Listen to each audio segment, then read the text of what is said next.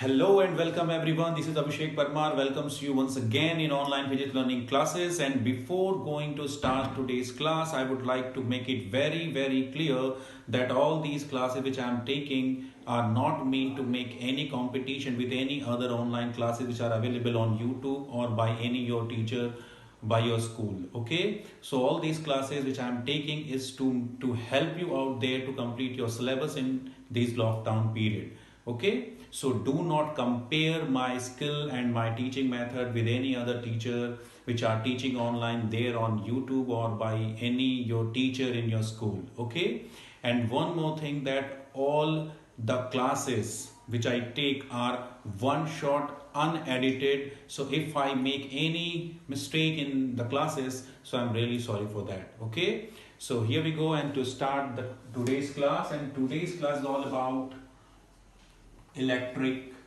flux and Gauss's theorem. Okay, so आज की जो हमारी क्लास होने वाली है, that is all about electric flux and Gauss's theorem.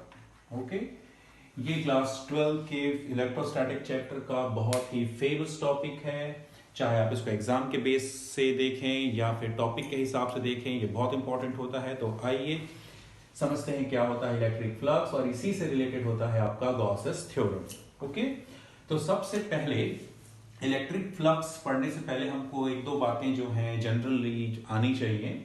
जैसे पहली बात कि देखिए, अगर हमारे पास कोई पॉजिटिव चार्ज है या हमारे पास कोई नेगेटिव चार्ज है, अगर इन दोनों चार्जेस के कारण किसी पॉइंट पे हमको इंटेंसिटी ऑफ इलेक्ट्रिक फील्ड का डायरेक्शन बताना है। ओके, जैसे ये पॉजिटिव चार्ज है, इसके कारण हमको इस पॉइंट पे इलेक्ट्रिक फील्ड का डायरेक्शन बताना है इसके कारण, और सिमिलरली हमारे पास एक पॉइंट है, यहां पर हमको बताना है इलेक्ट्रिक फील्ड का direction due to this negative charge.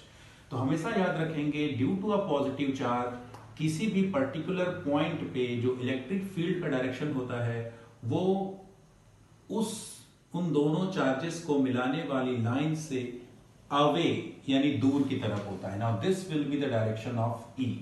Okay, और सिमिलरली अगर नेगेटिव चार्ज है तो नेगेटिव चार्ज को उस पॉइंट से जो भी लाइन मिला रही है वो उसी चार्ज के अलोंग दोनों का मतलब इलेक्ट्रिक फील्ड का डायरेक्शन होता है। मतलब बहुत सिंपल तरीके से समझिए कि पॉजिटिव चार्ज है और अगर यहां पर एक पॉइंट है, यहां पर हमको बताना इलेक्ट्रिक फील्ड का डायरेक्शन, तो यहां पर इलेक्ट्रिक फील्ड का डायरेक्शन इस चार्ज से अवे स्ट्रेट लाइन में अवे होगा, अगर नेगेटिव चार्ज है तो इसी लाइन से इस चार्ज की ओर होगा इलेक्ट्रिक फील्ड का डायरेक्शन। ओके, तो due to positive charge away from the charge होता है इलेक्ट्रिक फील्ड, और due to negative charge towards the charge होता है इलेक्ट्रिक फील्ड। ओके, ये बात याद रखेंगे। दूसरी बात जो मैं आपको यहां बताना चाहूंगा वो है area vector. Yes, area vector क्या चीज होती है, इसका बहुत बड़ा रोल होता है आपका गॉसेस थ्योरम में और इलेक्ट्रिक फ्लक्स में। देखिए, सबसे पहले आप ये एरिया वर्ड जानते होंगे। एरिया अलग अलग सरफेसेस का या अलग अलग टाइप के शेप और साइज का जो है एरिया अलग अलग होता है। तो जनरली जो ये एरिया होता है ये हम कंसिडर करते हैं एक स्केलर क्वांटिटी, इसका कोई डायरेक्शन नहीं होता।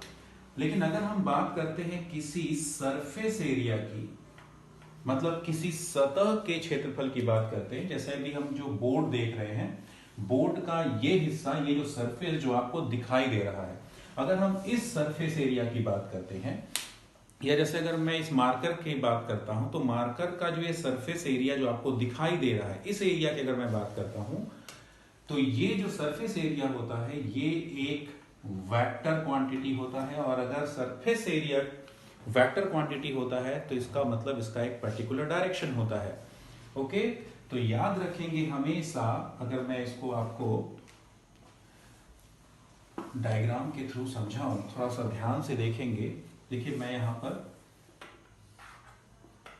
x y z ऐसे एक्सेस ले रहा हूं, और मान लेते हैं कि हमारे पास एक सरफेस है एक्स वाई प्लेन में, या हमारे पास एक सरफेस है कुछ इस तरीके से, ये एक्स, ये वाई, ये जेड, वाई जेड प्लेन में। चाहे किसी भी प्लेन में हो, दो प्लेन से आपको समझ में आ जाएगा। मान लीजिए हमारे पास ये एक रेक्टेंगुलर सरफेस है जो एक्स वाई प्लेन में है, ठीक है। तो आपको पता है कि जो एरिया होगा वो होगा लेंथ इंटू ब्रेथ, मतलब एल इंटू बी। सिमिलरली यहां पर भी जो एरिया होगा वो होगा एल इंटू बी। तो जो सरफेस एरिया होगा, ये जो सरफेस एरिया आपको दिखाई दे रहा है सरफेस, इसका जो डायरेक्शन होता है वो हमेशा परपेंडिकुलर टू द सरफेस होता है, perpendicular to the surface outwards. जैसे अगर हम इस सरफेस की बात करते हैं जो हमको दिखाई दे रहा है, तो इस सरफेस का जो एरिया वेक्टर होगा ये होगा परपेंडिकुलर आउटवर्ड्स, मतलब along Z axis, along Z axis. और अगर आपको यूनिट वेक्टर याद होगा तो आपको पता है एक्स के लिए हम लोग लेते हैं आई कैप, वाई के लिए लेते हैं जे कैप, और जेड एक्सिस के लिए लेते हैं हम लोग के कैप। तो अगर हम इस सरफेस की बात करते हैं जो हमको दिखाई दे रहा है, तो ये आउटवर्ड्स हमारी तरफ होगा, तो इसको हम डिनोट करेंगे के कैप से। और इसके पीछे वाले सरफेस की बात करेंगे तो वो उसका डायरेक्शन हो जाएगा माइनस के कैप, मतलब टुवर्ड्स, मतलब कहना चाहिए आउटवर्ड सरफेस में बाहर की तरफ, तो उसके पीछे वाले सरफेस के लिए माइनस के कैप। सिमिलरली यहां पर देखिएगा जेड वाई प्लेन में अगर हमारे पास ये सरफेस है तो इसका जो एरिया होगा परपेंडिकुलर आउटवर्ड्स होगा, आउटवर्ड्स मतलब टुवर्ड्स एक्स, तो ये हो जाएगा आपका आई कैप। और इसके नीचे वाले सरफेस की बात करेंगे तो ये हो जाएगा आपका माइनस आई कैप, ठीक है। तो बड़े सिंपल तरीके से आप ये याद रखिए, जैसे मान लीजिए ये जो बोर्ड है, बोर्ड का जो सरफेस आपको दिखाई दे रहा है, तो इस बोर्ड का जो सरफेस एरिया है इसका डायरेक्शन क्या होगा, तो आप बोलेंगे जो सरफेस हमको दिखाई दे रहा है ये होगा परपेंडिकुलर आउटवर्ड्स, मतलब लाइक दिस, ओके। इसके पीछे वाले सरफेस का परपेंडिकुलर आउटवर्ड्स मतलब लाइक दिस, ठीक है। जैसे अगर आप मोबाइल की स्क्रीन देख रहे हैं तो जो स्क्रीन है, वो जो एरिया आपको दिखाई दे रहा है सरफेस का, उसका डायरेक्शन क्या होगा, towards you, perpendicular to the surface towards you, okay. और बैक का टुवर्ड्स डाउनवर्ड्स। तो जो भी सरफेस एरिया होता है वो एक वेक्टर क्वांटिटी होता है और ये हमेशा सरफेस के परपेंडिकुलर होता है, ठीक है। एक बात और याद रखेंगे कि किसी भी सरफेस का जो किसी भी मतलब सरफेस एरिया को ही हमको केवल वेक्टर लेना होता है, किसी भी शेप के ओवरऑल एरिया को हम वेक्टर नहीं लेते हैं, उसके सिर्फ सरफेस एरिया को ही वेक्टर लिया जाता है, ठीक है। जैसे मान लीजिए अगर मैं एक सिलेंडर ड्रॉ करता हूं तो एक सिलेंडर के 3 सरफेस होते हैं, upper circular surface, lower circular surface और ये कर्व्ड सरफेस। तो इसका एरिया आउटवर्ड, इसके एरिया का डायरेक्शन आउटवर्ड, सिर्फ इसके एरिया का वेक्टर आउटवर्ड्स, इसके एरिया का वेक्टर आउटवर्ड्स, ठीक है। और अगर सरफेस क्लोज है तो सिर्फ आउटवर्ड्स लिए जाते हैं एरिया वेक्टर्स, इनवर्ड नहीं लिए जाते। मतलब अगर हमारे पास कोई ओपन सरफेस है, जैसे ये एक सरफेस है जो ओपन है, जो कहीं से क्लोज नहीं है, तो इसका जो एरिया वेक्टर होगा वो परपेंडिकुलर आउटवर्ड भी हो सकता है इस सरफेस के लिए, इसके पीछे वाले के लिए इनवर्ड हो सकता है। लेकिन अगर हमारे पास कोई 3D सरफेस है कुछ इस तरीके से, तो इनके सिर्फ आउटवर्ड डायरेक्शन ही लिए जाते हैं, ठीक है, आउटवर्ड ऐसे या ऐसे, ठीक है। तो यहां से अब आपको 2 चीजें आपको याद रखनी है, वो ये कि किसी भी कोई भी सरफेस एरिया जो होता है वो एक वेक्टर क्वांटिटी होता है, ओके। और अगर कोई सरफेस इनक्लोज्ड है या कोई क्लोज्ड आपके सामने ऑब्जेक्ट है, तो केवल उसका जो एरिया वेक्टर होगा वो आउटवर्ड्स लिया जाता है, इनवर्ड नहीं लिया जाता है, ठीक है। तो चलिए ये था हमारे पास एरिया वेक्टर के बारे में जानकारी। अब आ जाते हैं हम लोग सीधे सीधे फ्लक्स के पास। क्या होता है ये फ्लक्स, तो देखिए फ्लक्स का जो डेफिनेशन है पहले अगर अपन वो देख लें तो फ्लक्स होता है total number of electric field lines passing through a plane normally called electric flux, okay. और इसको डिनोट करने के लिए हम ये सिंबल यूज करते हैं, इसको अपन कहते हैं फाई, फाई के नीचे छोटा सा ई बना देते हैं, ठीक है। तो total number of electric field lines passing through a plane normally called electric flux. इसका मतलब ये हुआ कि मान लीजिए हमारे पास यहाँ पर एक पॉइंट O पर एक प्लस क्यू चार्ज है, ठीक है, और इस प्लस क्यू चार्ज के कारण इस पूरे एरिया में इसकी फील्ड लाइंस पास हो रही हैं। तो अगर हम इस फील्ड लाइन में एक कोई प्लेन इमेजिन कर लेते हैं, कोई भी एक प्लेन, तो इस प्लेन से परपेंडिकुलर जितनी भी फील्ड लाइंस निकल रही हैं, जो भी फील्ड लाइंस परपेंडिकुलर पास हो रही हैं यानी लंबवत गुजर रही हैं, उसी को अपन कहते हैं इलेक्ट्रिक फ्लक्स। हिंदी मीडियम वाले सुनेंगे ध्यान से कि अगर किसी विद्युत क्षेत्र में हम एक काल्पनिक समतल तल मान लें तो उस समतल तल से लंबवत गुजरने वाली विद्युत बल रेखाओं को की संख्या को ही हम कहते हैं विद्युत फ्लक्स। इलेक्ट्रिक फ्लक्स को हिंदी में कहते हैं विद्युत फ्लक्स। ओके, तो इंग्लिश मीडियम वालों के लिए डेफिनेशन लिखा हुआ है, अब थोड़ा ध्यान देंगे। अब अगर आप ध्यान से देखें तो यहां पर जो भी फ्लक्स है जिसके बारे में भी हम बात कर रहे हैं, it is the total number of field lines passing through a plane normally. तो ये एक्चुअल में हमको फील्ड के बारे में बता रहा होता है, फील्ड की इंटेंसिटी के बारे में बता रहा होता है, क्योंकि फील्ड जो है किसी भी इलेक्ट्रिक फील्ड जो है वो किसी भी जगह पर रेयर होगा, मतलब जो फील्ड लाइंस होती हैं अगर वो रेयर हो तो इसका मतलब है वहां पर इलेक्ट्रिक फील्ड वीक है। फील्ड लाइंस अगर डेंस हो तो उसका मतलब होता है वहां पर इंटेंसिटी जो इलेक्ट्रिक फील्ड की वो ज्यादा है। तो एक्चुअल में जो फ्लक्स है ये मेजरमेंट होता है इलेक्ट्रिक फील्ड की इंटेंसिटी का, मतलब a kind of measurement of intensity of electric field. ठीक है, अब जैसा कि हमने बताया जो ये फ्लक्स होता है इसको हम फाई ई से डिनोट करते हैं, और जो ये फाई ई होता है ये एक्चुअल में होता है इंटेंसिटी ऑफ इलेक्ट्रिक फील्ड और जो एरिया वेक्टर होता है उसका डॉट प्रोडक्ट। मतलब किसी जगह पर हमको इलेक्ट्रिक फ्लक्स को मैथमेटिकली रिप्रेजेंट करना हो तो you will say that it is the dot product of intensity of electric field and area. Okay, और आपको पता है डॉट प्रोडक्ट को अगर हम वेक्टर फॉर्म से हटाकर लिखते हैं तो ये हो जाएगा आपका ई ए कॉस थीटा।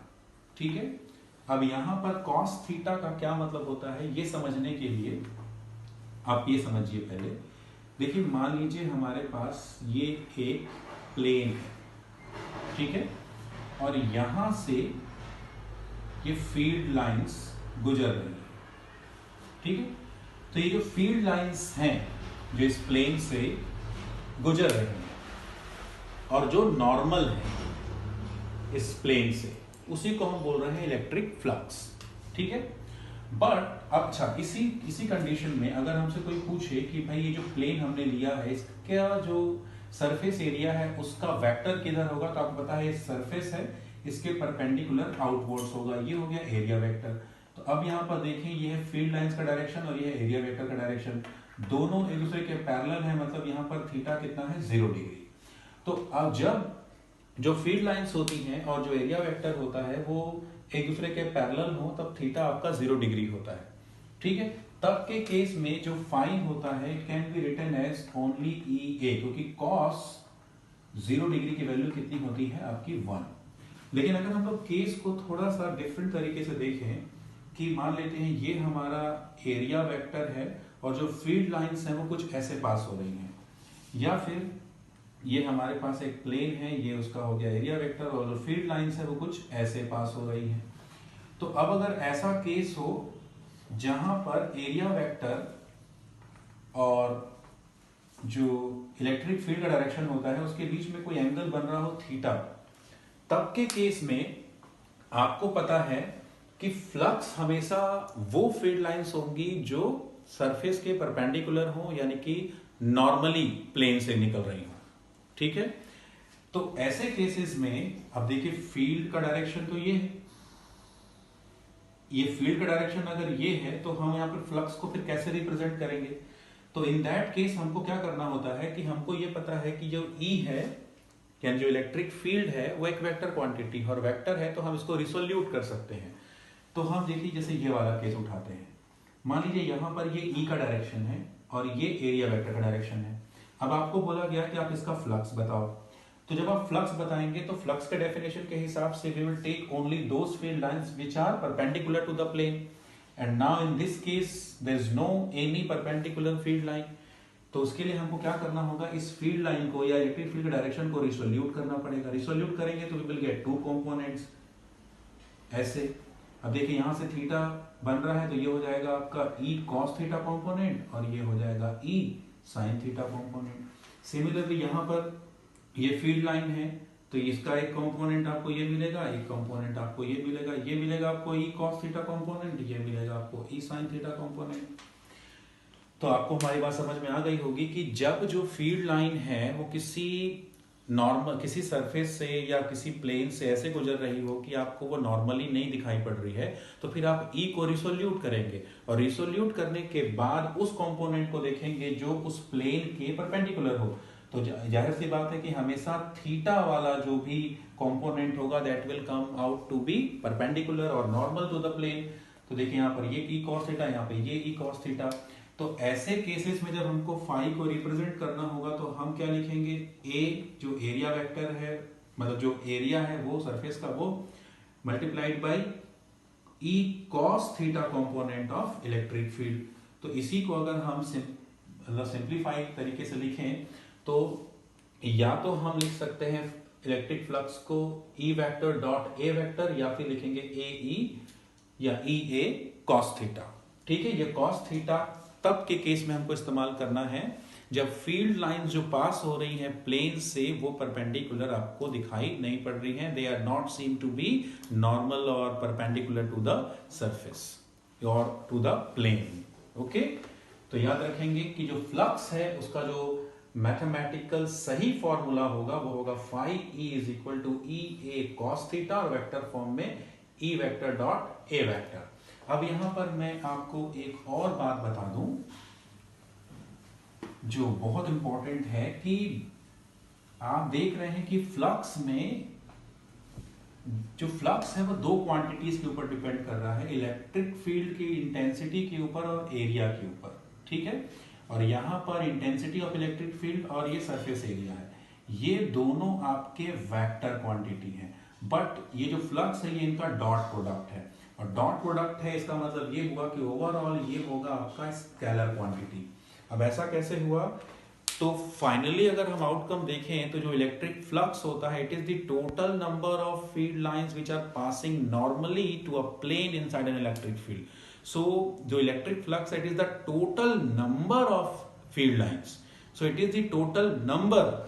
तो जब हम बात कर रहे हैं टोटल नंबर की तो इसलिए ये क्या हो जाता है ओवरऑल, अगर हम थ्योरेटिकल समझते हैं तो it is overall a scalar quantity. ठीक है, क्योंकि ये सिर्फ total number of electric field lines होता है। ठीक है, तो चलिए ये बात हमने सीख ली कि इलेक्ट्रिक फ्लक्स क्या होता है, उसको रिप्रेजेंट कैसे करते हैं कॉस थीटा। अच्छा एक बात और यहाँ पर हम भूल गए, फ्लक्स का जो फॉर्मूला था वो था ई ए कॉस थीटा। तो अगर हम इसके यूनिट की बात करते हैं तो आपको पता है इंटेंसिटी ऑफ इलेक्ट्रिक फील्ड का यूनिट होता है न्यूटन पर कूलम। ओके, और एरिया का होता है मीटर स्क्वायर, तो न्यूटन मीटर स्क्वायर पर कूलम इसका हो जाएगा एसआई यूनिट। ठीक है, चलिए अब हम लोग बात करते हैं गॉस थ्योरम की। तो क्या है गॉस थ्योरम, तो गॉस थ्योरम को अगर हम बेहद ही आसान शब्दों में समझें तो गॉस ये कहते थे कि अगर हमारे पास एक क्यू पॉइंट चार्ज है,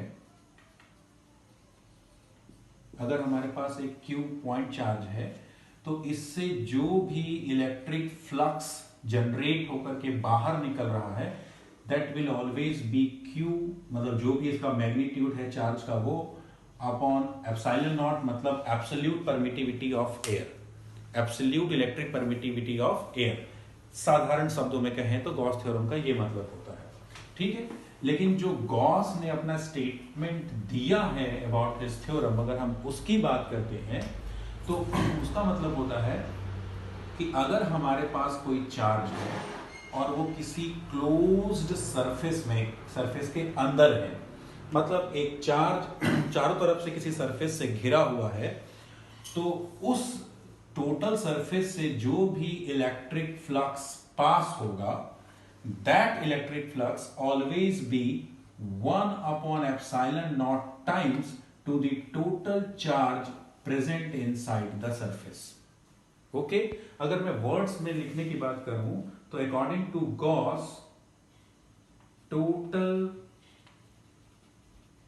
amount of electric flux passing through a closed surface always be 1 upon epsilon times to the total charge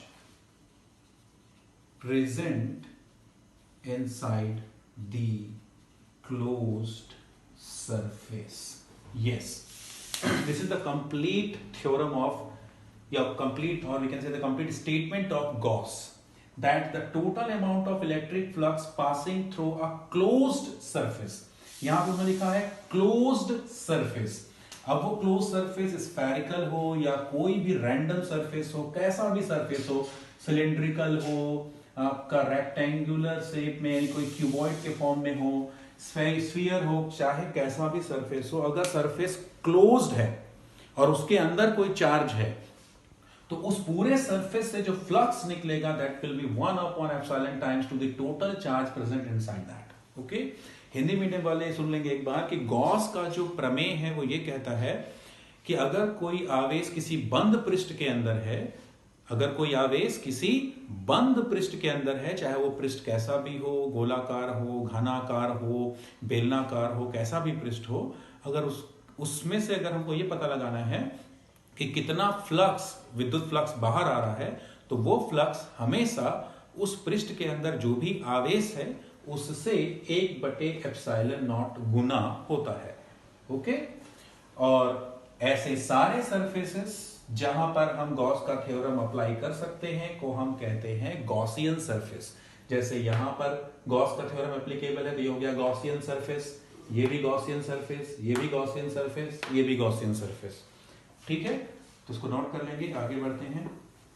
अब जो गॉस ने कहा ये एक थ्योरम है, अगर ये थ्योरम है तो हम इसको प्रूव कर सकते हैं. ओके, कई मैथमेटिकल तरीके हैं इसको प्रूव करने के. सबसे आसान तरीका हम उठाते हैं तो ये जो गॉस का थ्योरम है ये कहता है कि flux passing through a close surface always be q upon epsilon not, या इसी को हम लिखते हैं 1 upon epsilon not into q. ये हमको प्रूव करना है तो बहुत आसान तरीका है. मान लेते हैं हमारे पास एक चार्ज है q, ठीक है, एक चार्ज है, मैग्नीट्यूड उसका q है, और मान लेते हैं ये हमारे पास पॉजिटिव है. अब हम क्या करते हैं कि हमको मान लेते हैं कि ये एक r रेडियस वाले स्फेरिकल सरफेस से इनक्लोज्ड है. ठीक है, ये एक r रेडियस वाले स्फेरिकल सरफेस से इनक्लोज्ड है. ठीक है, भले यहां पे आपको सर्कल दिखाई दे रहा है बट हम ये इमेजिन कर रहे हैं कि ये क्या है, स्फेरिकल सरफेस है. ठीक है, अब हम इसके सरफेस पे यहां पर एक पॉइंट ले लेते हैं P. तो आपको पता है कि एट P जो होगा, at P intensity of electric field अगर हम निकालें तो वो कितना होगा, 1 upon 4πε0 q upon r square. यही फॉर्मूला होता है इलेक्ट्रिक फील्ड की इंटेंसिटी का. ठीक है, अब देखिए ये एक पॉजिटिव चार्ज है तो इस पॉजिटिव चार्ज के कारण P पर जो फील्ड का, यानी इसका जो डायरेक्शन होगा वो अवे फ्रॉम द चार्ज होगा, मतलब ये E का डायरेक्शन हो गया, हमको पता है. ठीक है, अब मान लेते हैं कि ये जो P है ये एक स्मॉल स्फीयर से, हम इस स्मॉल स्फीयर को मान लेते हैं ds, और ये जो बड़ा वाला स्फीयर है इसको मान लेते हैं s. हम मान लेते हैं कि एक स्मॉल स्फीयर ds से ये सराउंडेड है या घिरा हुआ है. कौन, ये पॉइंट P. ठीक है, तो अब अगर हमने यहां पर माना कि ये एक स्मॉल स्फीयर है तो इसका जो सरफेस होगा उसका भी अपना एक डायरेक्शन होगा. आपको पता है वो सरफेस से परपेंडिकुलर बाहर की तरफ होगा, तो ये हो गया डायरेक्शन ऑफ ds, उस स्मॉल सरफेस एरिया का डायरेक्शन.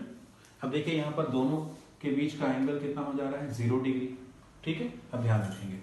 अब मान लीजिए हमको इस स्मॉल स्फीयर से जो हमने यहाँ पर कंसिडर किया है इसमें से निकलने वाला इलेक्ट्रिक फ्लक्स फाइंड करना है. तो इस मतलब हम यहां पर निकाल रहे हैं कि इलेक्ट्रिक फ्लक्स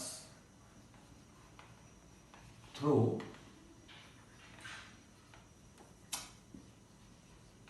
सरफेस ds, देखिए सरफेस अगर स्मॉल है तो वहां से निकलने वाला फ्लक्स का अमाउंट भी स्मॉल होगा, तो हमने यहाँ पे क्या लिखा d फाई, और तो ये यहाँ पर क्या हो जाएगा e ds cos theta. Theta आपको पता है यहाँ पर कितना है 0 डिग्री, cos 0 डिग्री की वैल्यू कितनी होती है 1, तो ये हो जाएगा आपका d phi is equal to e ds, equation number 2। ठीक है, अब आपको पता है कि जो d फाई है ये इस स्मॉल स्फीयर से क्या है, निकलने वाला फ्लक्स। अब अगर हमको इस पूरे स्फीयर से इस प्लस क्यू के कारण कितना फ्लक्स पास हो रहा है ये निकालना है, तो हम इसका क्या कर सकते हैं, लाइन इंटीग्रल, मतलब इसका इंटीग्रेशन कर सकते हैं। लाइन इंटीग्रल आपने पढ़ा होगा।